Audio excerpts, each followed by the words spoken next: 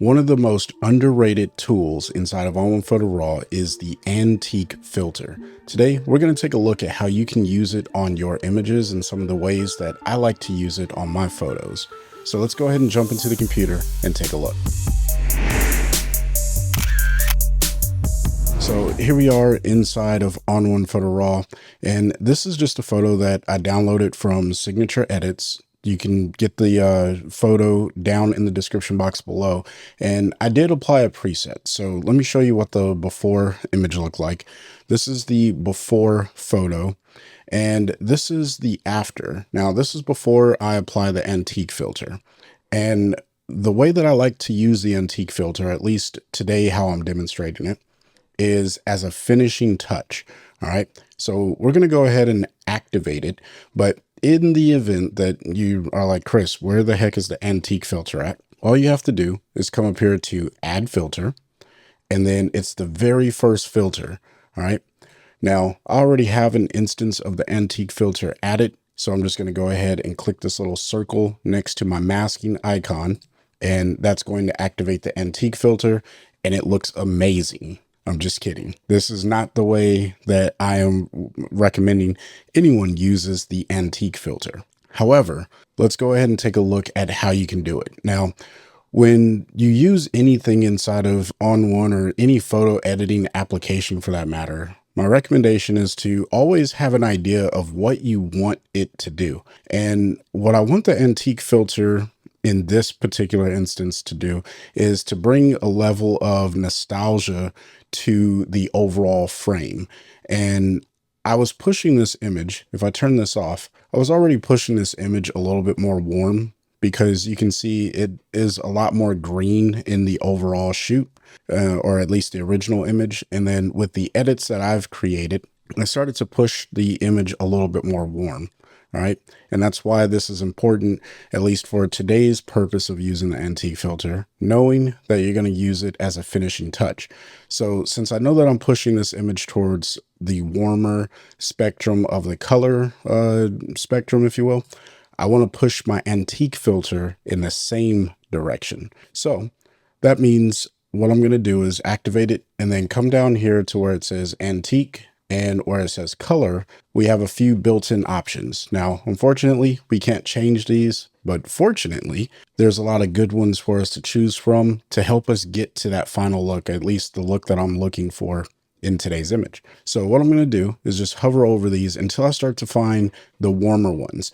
So Marcerelli is pretty warm. And if I butcher some of these names, hey, don't hold that against me. Some names are just hard for me to say. Istanbul, though, is also pretty warm, and I like the way that this is working, so I may come back to that, but I want to keep sampling. Not a fan of this one. Cairo is also pretty good, but I think it's just a little bit warmer than my touch, and this is all subjective, but still something that you should be aware of when you are editing your images, knowing what you're looking for. All right. And then we'll come down the opposite direction just to make sure. So I actually like Yalta. So I'm going to go ahead and use this one. And now I have a few options here, right? I have brightness, fade, and saturation. Here's my recommendation. Before you touch this, and I think this is where a lot of people really make the mistake with using the antique filter, or at least in my opinion, is they forget that On1 has this really powerful tool. And that very powerful tool is the ability to use a blend mode. Now, for those of you who are a little nervous about using blend modes, don't worry, stay with me. It's really easy. And by the way, you can't mess up your image, because if you don't like it, you just delete the filter. So what we're going to do is make sure that we have our antique selected. And then I'm going to hit this little 3-line menu. And down at the bottom, I'm going to select blending. Now, my version of On1 is going to work a little bit different because I have my properties pane nested inside of my right column. You may have the floating window that comes up over here. Either way, when that comes up, or if you have yours nested just like I do, then you'll hover over the word blending. And then the very first column here is going to be blend. All right. Or I'm sorry, the very first oval or selection for us is going to be blend. So if I click that, I now have a list of blend modes, and this is where the power of ON1 and the unique opportunities lie with using filters like the antique filter.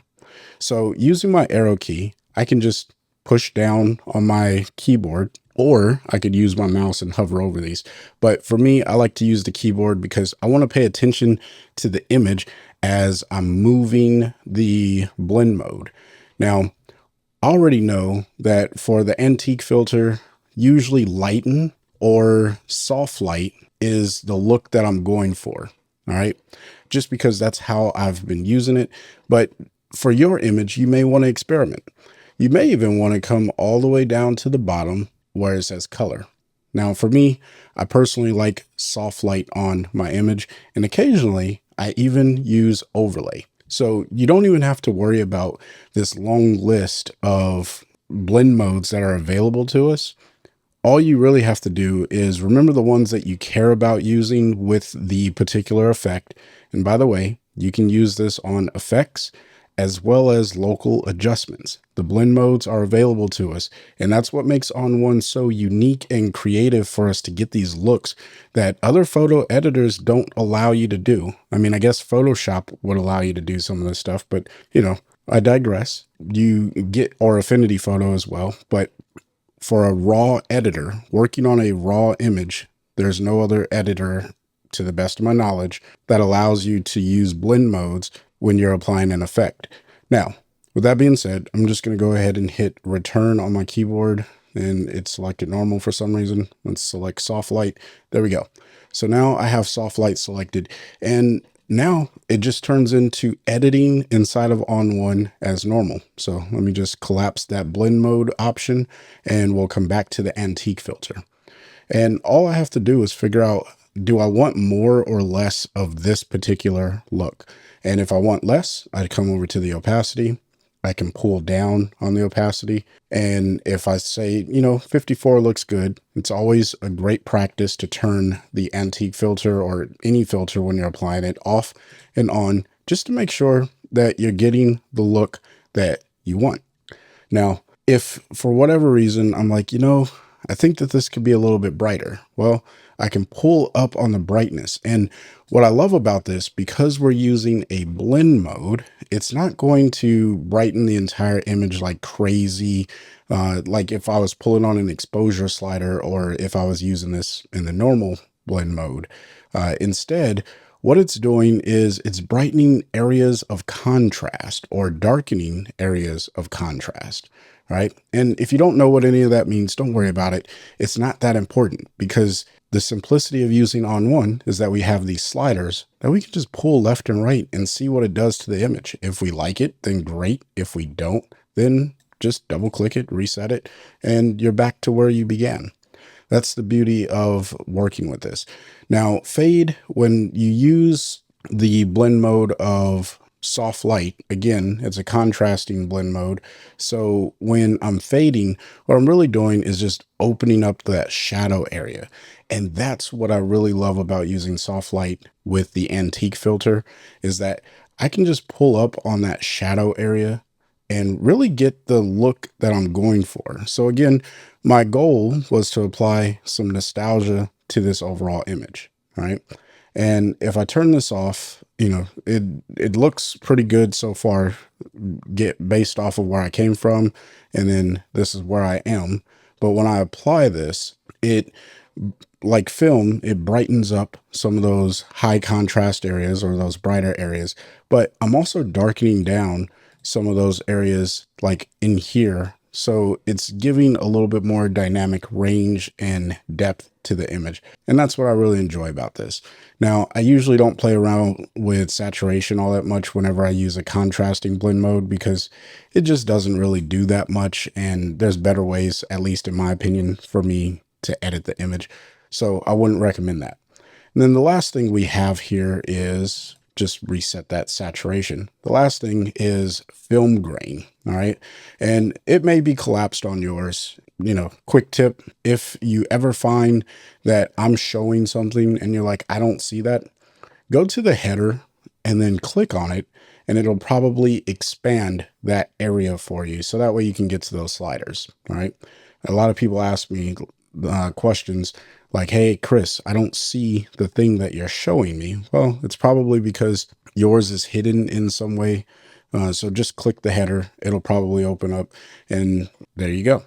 So the film grain, I don't know if it's really doing all that much. I can't really see it when I put this onto a contrast blend mode. But the good news is I don't really have to worry about the film grain there, because ON1 has a film grain effect that we can apply. So if I click on it, which I've already applied this here, right? So let me just minimize that real quick. So I have the antique filter over the top because I think that that's the finishing move. I always want to apply, or at least for today's purposes, I want to apply it at the end of my edit. But if I want film grain, I already have this added because this is a workspace, and I'll tell you more about workspaces in the future. But I'm going to hit add filter, and you can find film grain. It is in here. It's alphabetical. If I knew my ABCs, there we are. It's in the center column, third from the top. So you can add film grain and, apply this however you see fit and get the look that you want. But really quickly, I was able to go from something that looks like this to this, and, with the antique filter being that finishing touch, because I just felt like this was looking okay, but I wanted to go a little bit further with getting that nostalgic feel to it.